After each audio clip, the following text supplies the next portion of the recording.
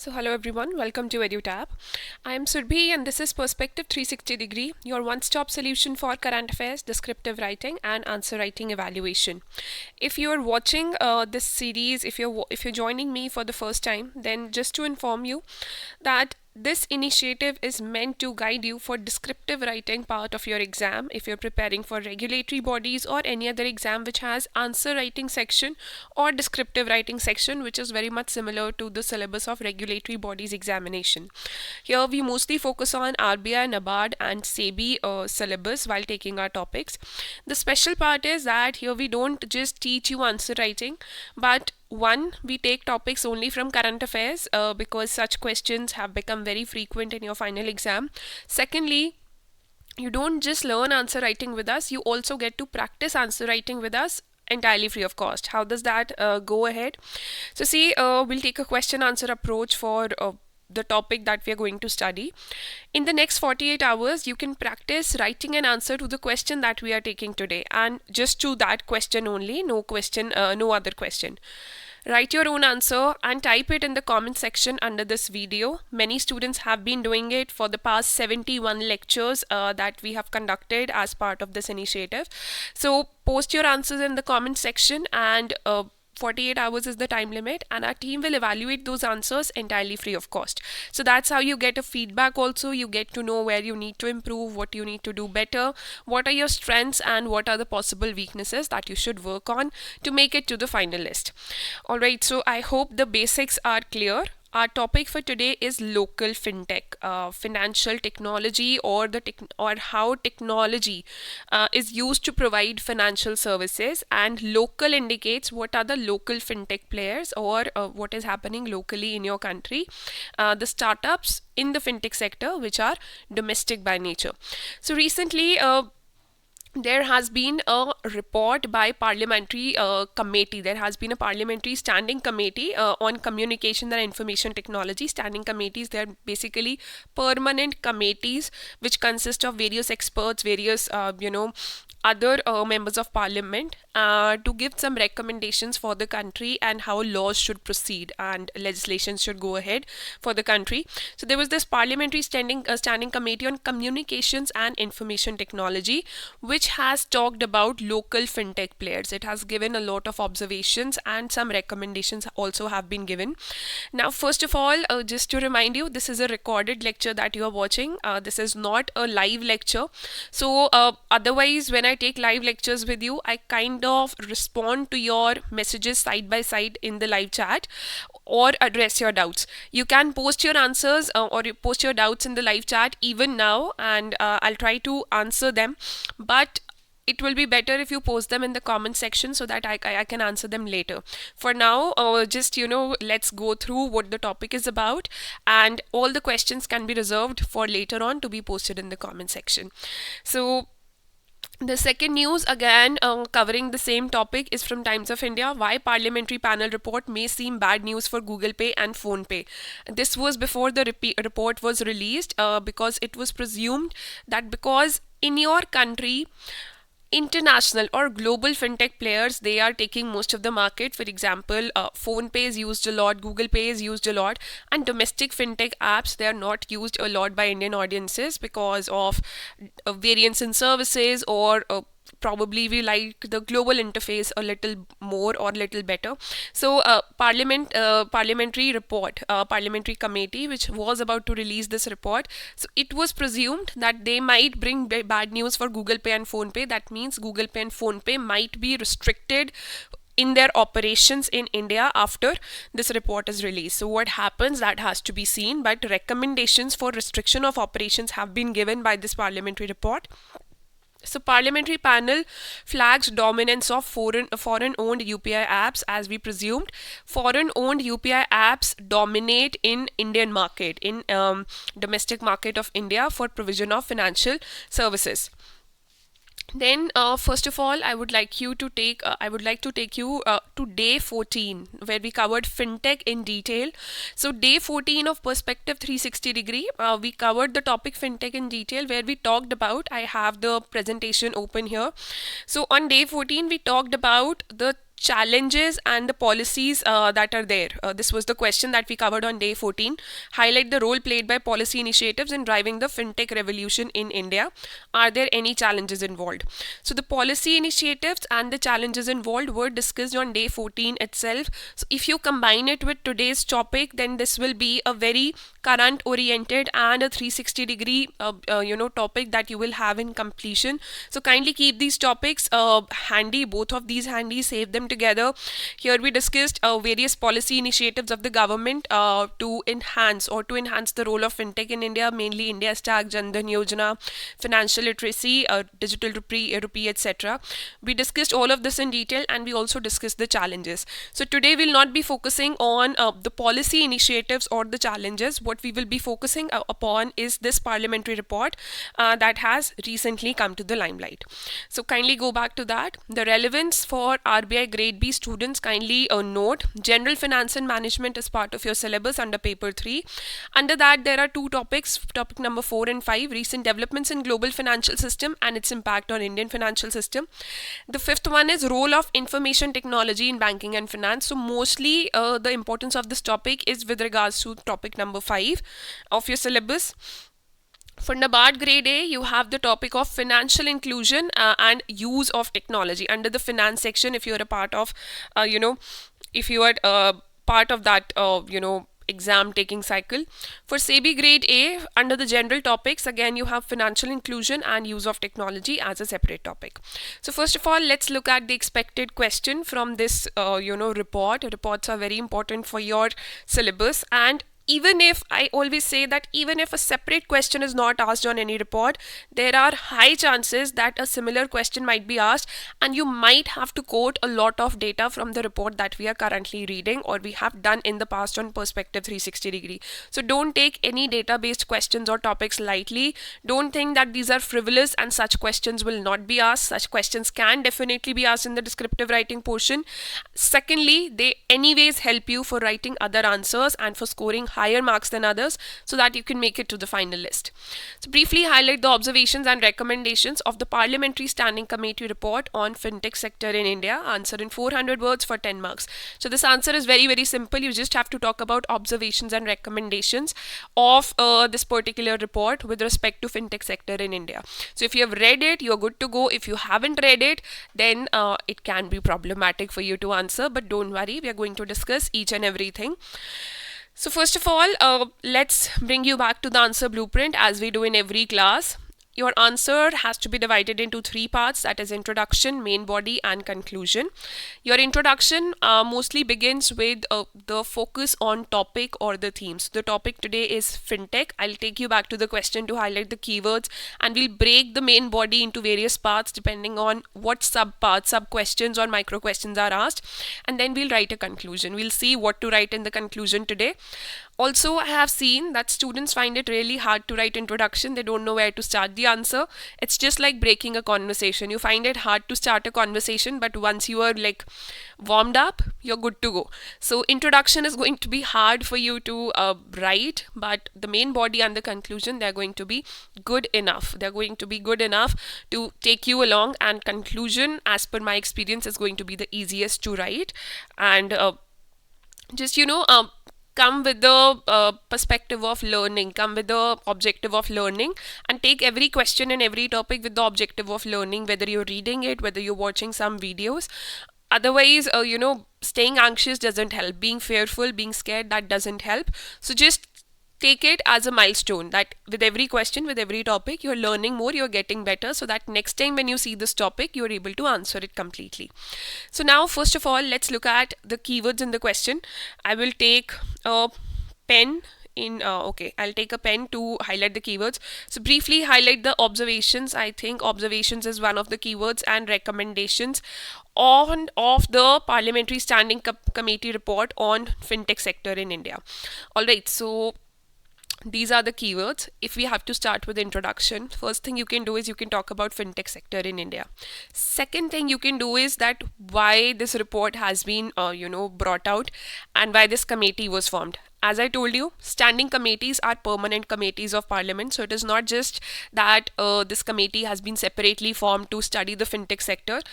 committee, Parliamentary Standing Committee on Communications and Information Technology was already present. It has right now researched on fintech sector. So it will not help you if you talk about this standing committee a lot, because polity is not a major part of your syllabus. Instead, talk about talk lightly in the introduction about what this committee has said. And finally, we'll move on to the body part, where the first part that is asked is talk about the observations of this committee report, and the second one is talk about the recommendations of this committee report. Okay, also the word limit for today is 400 words only, so make sure that you don't cross that. And today it's going to be very interesting lecture, because we'll see that what are the apps that we are preferring in our country. And also let me know in the comment section if you're using any fintech, any application or any technology that provides you with easier loans, loans at on your mobile phone itself, or insurance products, or cash transactions, the UPI unified payment interface that we're using. What is the app that you're using to carry on UPI transactions? So kindly let me know in the comment section, so that we all know that is the parliamentary report that says that global companies have more presence in domestic market than domestic companies itself. Indian companies don't have that much presence. So is that report right? So the first one that we'll start with an overview of the fintech sector, and not this committee or this report. We'll just give a brief highlight of this in our introduction. Secondly, we'll talk about the observations of this report. We'll ascribe a separate body part to it. Thirdly, we'll write about the recommendations. There are just 2-3 recommendations with regards to regulation. Finally, we'll write a conclusion. In the conclusion, in the observations, the report has said that, as I told you, global fintech players have more market share in India. So recommendations include restricting their market share, or improvising on regulatory structure in the country. So that is itself a way forward. When you're writing about recommendations, that is itself a way forward. So way forward might not be necessary in the conclusion, but since these recommendations are few in number, plus for fintech we have other recommendations also to make, so in like 2-3 lines you can give your own way forward also, that apart from the above recommendations, all these things can be implemented.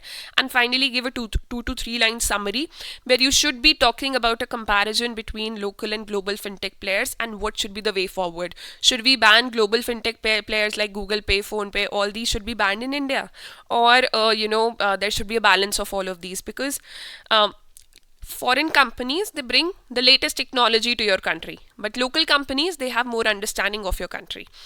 So now, moving to the introduction part, let's give an overview of fintech sector. First of all, I would like to inform you that India is not just the most populous country of the world. India is also the country which is adapting fintech at the highest rate in the world. It is at the highest rate in the world.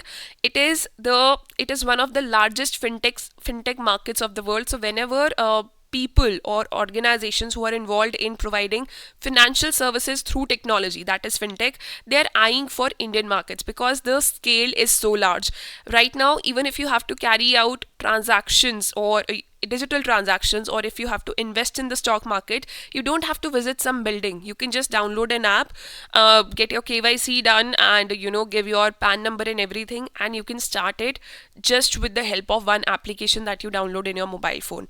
And just imagine all the people of the country using one or the other app, then the market penetration of such apps increases, and hence their profit also increases, because so many people are using these apps. So first of all, India is very positive when it comes to fintech adaptation and fintech usage. Not just this, foreign companies are also motivated to operate in India. So first of all, let's begin by definition of fintech, because that's something that's is in the gray area. Many people don't understand what is fintech. And by using this definition, we will give some examples of applications or fintech services that are provided, so that whosoever is reading this answer, especially your examiner, gets a clarity about your conceptual knowledge. So I'll show you how to do this. So basically, fintech is a contraction of the words finance and technology, and it refers to businesses that use technology to enhance or automate financial services and processes. And what are these services? Payment fintech, that means if payments have to be made, transactions have to be done. The example is phone pay. Lending fintech, that means if loans have to be taken or given. So for lending, you have lending card, you have separate applications. These applications provide you with loans online 24/7. So lending card is one of that example. Then insurance services are also provided by fintech services or fintech operators, and one of the examples here is Policy Bazaar. The fourth one here is investment fintech. It could be the example here is Zerodha. The other example that you can quote here is Grow. And okay, I'm not having a pen here to operate. So Grow is an app which is another example of investment fintech. You can invest in mutual funds, stock market, IPOs. You can book IPOs through this app. So similarly, there are many apps that are operating in India, and the penetration is so large that the parliamentary committee was motivated enough to research upon the penetration of fintech and local and global fintech in the country. So now we have explained what fintech is. Let's talk about fintech in India. So India is the third largest fintech ecosystem. What are the first and second largest? Kindly let me know in the chat section. The hint that I can give you here about the first and second largest is that these are going to be developed countries where people are more tech savvy, and India is one of the markets for fintechs that is expanding the fastest. That means adoption rate is very high, and adoption rate for fintech in India is 87%. And if you talk about world average, at what rate is the rest of the world adopting fintech services? That is 64% only. So India has higher rate of adoption when it comes to these services. So Indian fintech industry, it is projected to generate around $200 billion in revenue by the year 2030. This was highlighted in the day 14 of our discussion as well, where we took fintech separately. So kindly keep on using the previous data, previous information that you have read anywhere during the course of your preparation. It will help you a great deal in writing great answers. So now here you can lightly touch upon some government initiatives that Indian government has taken to promote fintech in India. For example, Jan Dhan, Aadhaar, Mobile Trinity is there. India Stack, which includes your Aadhaar, UPI, all the digital services that are provided from the government's end. They are categorized as India Stack. Open Network for Digital Commerce. The latest one is Central Bank Digital Currency, NPCI developed, Unified Payment Interface. So all these things can be listed in the introduction itself. The challenge here is that introduction doesn't have to be very long, so you'll have to decide that what examples you're giving, what data are you using, so that this introduction does not go beyond 50 words. And then coming on to the linkage point that will introduce the body part 1, that is observations of the report. So to give the observations of the report, first of all you have to talk about the report. So recently the report of Parliamentary Standing Committee on Communications and IT has raised certain concerns over the fintech sector in India about the dominance of fintech apps owned by foreign entities in the Indian ecosystem. So if foreign apps are dominating in the Indian market, then why there is a problem? People are getting their services. The problem is, one, Indian fintech players are not benefiting in terms of economic benefits. Financially, they are not benefiting. Secondly, fintech apps, they store a lot of private data also on their platforms, and that private data of Indian citizens is going to basically foreign countries, and it is not itself present in your country. So data is the new oil, and data breach, cyber security issues, they become more problematic when you are operating on a global platform, because let's say there is a cyber security issue associated, or data theft is there, which is associated with a global fintech player. It becomes very hard for Indian government to regulate such entities, or to demand a certain restriction from such entities for operation in a certain area where cyber attacks or hacking is prevalent, or people are losing their money because of hackers. But when it comes to Indian players, they are easier to regulate. Secondly, because they are present in India, hence the infrastructure can be adjusted according to the needs of time. And in case of any data theft or cybersecurity incident, it is easier for Indian government to ensure compliance from local fintech players. So yes, all this latest technology of Google Pay, Phone Pay, apps like Grow that we are using, coming from global players, that is very good. We are using the latest technology, but the problem here comes is when cybersecurity threats are there. Problem of regulation also comes, because it is not helping the Indian government at the end of the day. And if it is not helping your government, then at the end of the day, it will not help you also. So our data is basically flowing to foreign countries or foreign entities because of the use of these apps. So this has been highlighted by the parliamentary report. Now we are moving on to the Let's Delve Deeper section. We have a very interesting cartoon here who takes us to this next section. And here we'll be talking about the body part 1, which talks about observations. So there are mainly 5 observations which have been laid. The first one is dominance of foreign entities owned fintech companies, apps and platforms. So this is something that has already been highlighted. Let's give some data for it. Since this is a 400 words question, you will not have to write a lot of detail or a lot of information. It already has 2 parts, so even if you write 1 to 2 lines for each point, you will definitely be able to reach 300 somewhere 300 words above. So Walmart backed PhonePe and Google backed Google Pay. They dominate the Indian fintech sector. This is one of the observations. So PhonePe commands 46.91% of the market share in volume terms, and Google Pay commands 36.39% of the market share in volume terms. So what is left out? Just add this 47% and 36%. So just add these two. So what percentage share is left out in volume terms? It's very minuscule. It's very minimal. Then law, and we are not talking about any challenges or any issues associated. We are just giving out straight observations of the report that have come up. Then the second one is low adoption of Indian fintech apps. So this one does not imply the second one directly. We have some data or some facts to talk about the second one also. So Indian fintech apps, they are not preferred by the customers for payments. And here my question is that Bheem that provides you with unified payment interface, UPI services, and it has been developed by NPCI. NPCI regulates UPI in India. It came up with the idea of UPI, but this idea, it was used by apps like Google Pay and Phone Pay, and now they dominate the storage space in your mobile phone and the Indian market as well, in Indian fintech market as well. So how many of you use Bheem as your Bheem as default UPI app for transactions? So NPCI's Bheem UPI's market share in terms of volume stands at merely 0.22%. And this has been developed by Indian entities, Indian government.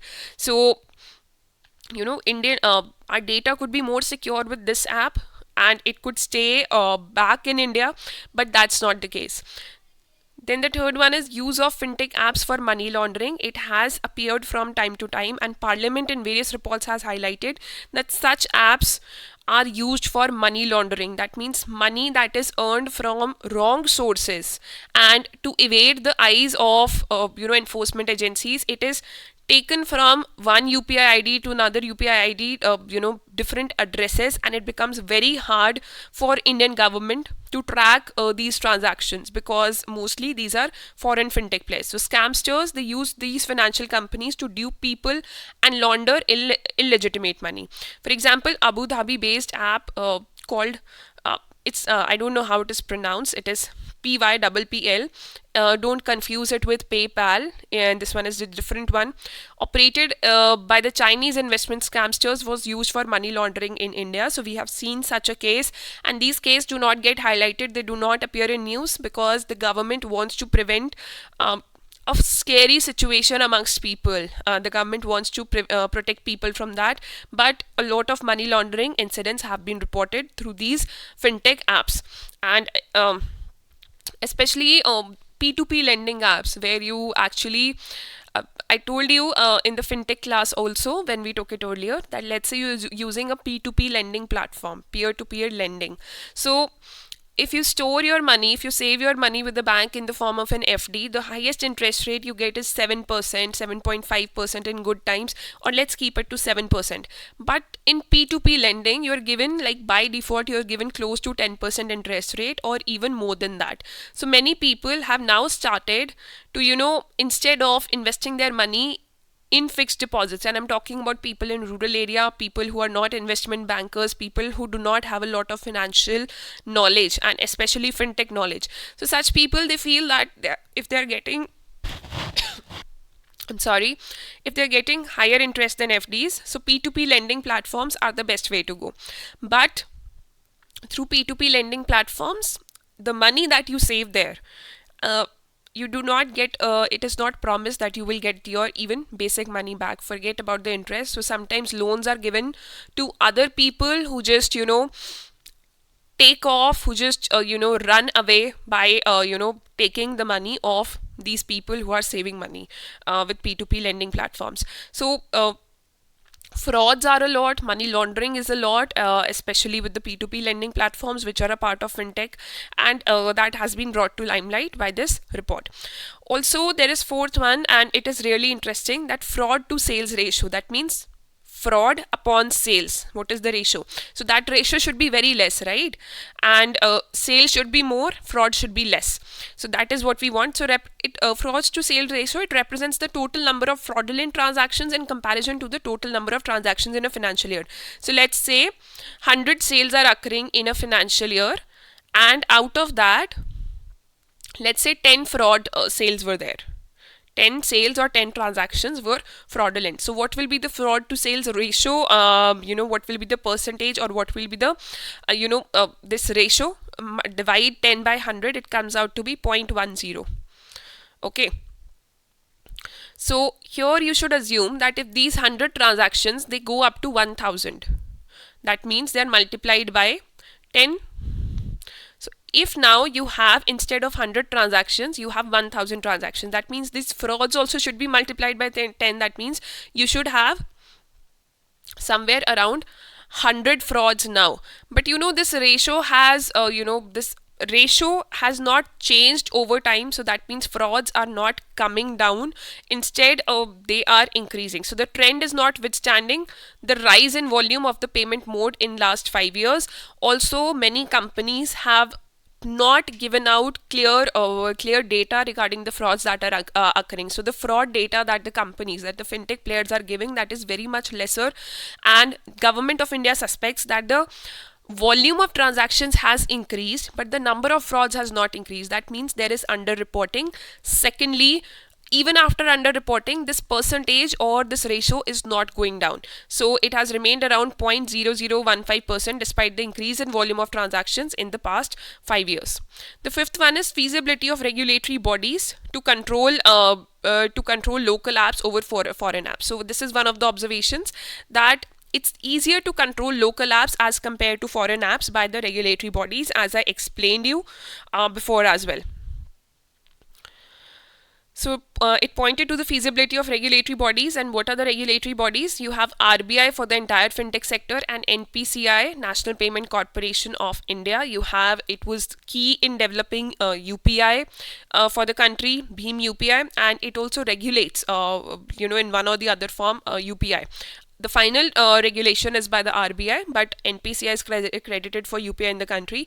So RBI and NPCI, they have more feasibility to control local apps as compared with foreign apps. And foreign apps, they operate in multiple jurisdictions. That means multiple countries, multiple governments, multiple leaders. Which makes their regulation very challenging. If you have to lodge a complaint with any Google regulated app right now, it might take days, weeks, and months to get a resolution, or with any other fintech app that you're using which has its base in a foreign country. But with Indian apps, first of all, it's easier for regulatory bodies to look upon them, because the jurisdiction of judiciary also applies to them to a great extent as compared to a foreign player. Now, there are 3 recommendations that the parliamentary report has given, and we'll talk about all these 3 in detail in the body part 2. So I always recommend that divide your answer in as many parts as you can. It makes it easier for the examiner to understand. And many students say, ma'am, I'm not confident about the information. You'll become confident only when you revise things multiple times. So on one hand, keep your preparation very, very transparent. Make sure that whatever you're reading, you're doing full justice to that. Secondly, if you have done full justice to that, only then you will be able to approach answers in such an organized way. So the recommendations are, first of all, 30% volume cap on transactions should be there, especially for foreign fintech players. So let's read this. The total number of transactions initiated by any third party app like PhonePe, Amazon Pay individually, they should not exceed 30% of the overall transactions made using the interfaces cumulatively over the 3 preceding months. So there should be an upper cap on how many transactions are occurring based on the volume. Effective regulation of digital apps, I would come to this. So this recommendation, it has also been given by NPCI guidelines previously.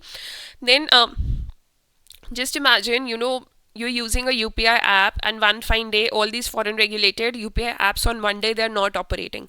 Now, we are so much dependent on UPI apps that we don't even carry a lot of cash with us. We travel, we commute, but we don't carry cash. And on one fine day, all these foreign backed UPI apps, they're not operating. Then how badly does it impact the economy of the country? You can just imagine.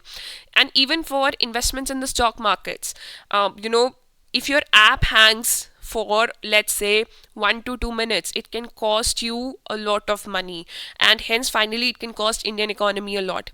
So effective regulation of digital payment apps, that has been recommended. It has been recommended in our previous lecture also. So the committee has recommended effective regulation of digital payment apps due to the rise of digital platforms to make payments in India. What are the present regulations? We'll see in a while. Then there is multifold penetration of the digital payment market system. The committee, it has recommended that existing and new players, that is banks and non-banks, even if something is not a bank, still they can have their own fintech app, they can provide loans, insurance services.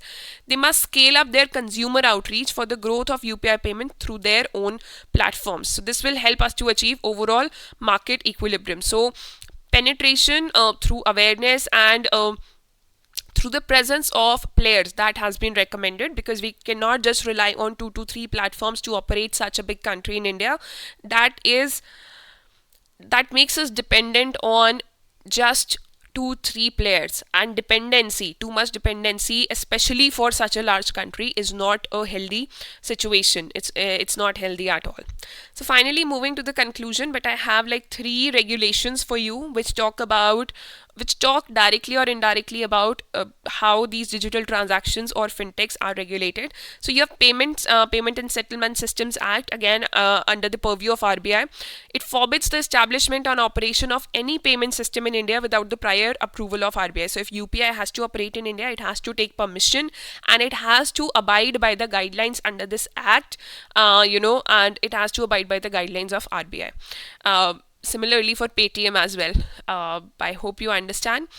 Then peer-to-peer lending platforms, platform directions 2017. We have covered a separate topic on P2P lending also, and it was in 2017 that RBI realized that specific regulations need to be brought in for P2P lending as well, that now the scale at which it is happening in the country is increasing a lot, and a lot of duping was occurring. A lot of people were duped by these P2P lending platforms. So it defines the lender exposure, rules and borrowing restrictions regarding the activities of P2P lending platforms in India. So if you're giving money, then they talk about what are the exposure risk. So P2P lending platforms, they have to talk about that clearly, and borrowing restrictions, who can take loan, and what documents need to be given before you can take a loan from P2P lending platforms, things like that, so that if you invest your money with the P2P lending platform, your money can be kept safe and you're not duped. Then RBI guidelines on digital lending of 2022, which aim to bring unregulated digital lending players within the RBI's ambit. So whosoever digital lending platform is there, even if a separate act is not operating, since so many new technologies are coming up, that you might have an app every day which does not fall under the purview of any of these. So that's where this act was brought in, and create a comprehensive framework to protect consumers' data. So very important one. Now in the conclusion, first of all, let's write a way forward. The way forward can be under 5 steps. Here we'll be talking about that. So first of all, comprehensive legal framework for fintech regulation, that needs to be identified. The previous problem was that technology was changing at such a fast pace that a blanket act, or an act that covers all types of technologies, that could not be brought in. Data privacy rules could not be brought in. But now I think the extent of data breach, data privacy, data threat, cyber security, that has been understood, and now we have technologies like blockchain which can be promoted for better security of Indian citizens' data and for preventing theft and money laundering. So comprehensive legal framework is required so that foreign companies also know that if they are trying to make profits by operating in India, they are also liable to all the rules and legal regulations that are present in the country, and they are answerable to Indian courts as well. Then fintech companies, they must collaborate with local law enforcement agencies to address cyber attacks, and that goes without saying that the fintech players also, they need to be very prompt and very active when it comes to collaboration with law enforcement agencies. If they don't do that, then ultimately citizens or people of the country will not use these fintech apps. Then offline access to financial services so that users can perform essential transactions with limited or no internet connectivity. So NPCI worked on certain your Beam app. It could also be operated, I think, with the help of a keypad mobile, that internet connectivity was not required or an Android phone was not required. So when we talk about Indian system, we want more apps that can provide you with offline services also, and also non-Android devices should be compatible. Then they should develop a compliance program. Fintechs from their end should develop a compliance program because they're operating in mainly groups, so future crises like Paytm crisis can be avoided. And finally, customer awareness and digital literacy is the way to go. This has to be promoted by government, by RBI, and such reports need to be brought to the limelight. They need to be talked about in the public. Public discourse का part बनना चाहिए. And finally, I think e-rupee, or the central bank digital currency that RBI is currently working upon, which is based on blockchain technology, will be a final way forward for our future. It is not mentioned here, but the final way forward comes from there, because right now we don't want to deal in cash. Most of the parts in our country, what we want is, we want digital transactions. So it's better that Indian government itself comes with a very secure technology that is based on blockchain, which helps people to carry out digital transactions at a large scale. So e-rupee or CBDC, central bank digital currency, is going to be a way forward. Finally, in the conclusion, since you have to summarize this answer, so talk about that the technology that global fintech players bring to India and the knowledge that local fintech players have regarding the domestic conditions. A balance of both is required, and obviously compliance measures are needed, so balance is the way forward for you. So local fintech players, they have a natural advantage when it comes to understanding the customer, various ecosystem participants, and the digital public infrastructure and broader market infrastructure that is present in your country. Foreign fintech players enjoy this similar advantage or same advantage, like if they hire Indians. So with respect to new technologies, techniques, and global connectivity, latest technologies there, they have global connectivity, excellent interface they provide us with.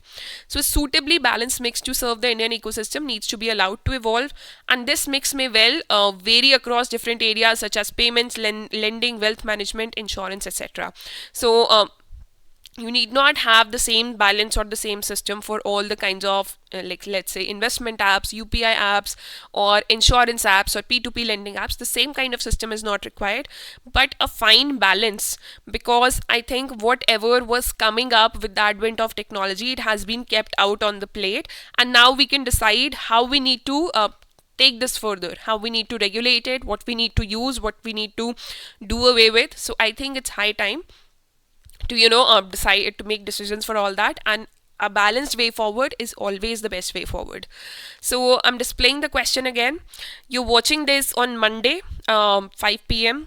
Now till Wednesday 5 p.m. the comment section will be open, and the answers in the comment section have to be posted before Wednesday 5 p.m. if you want free evaluation services from our team.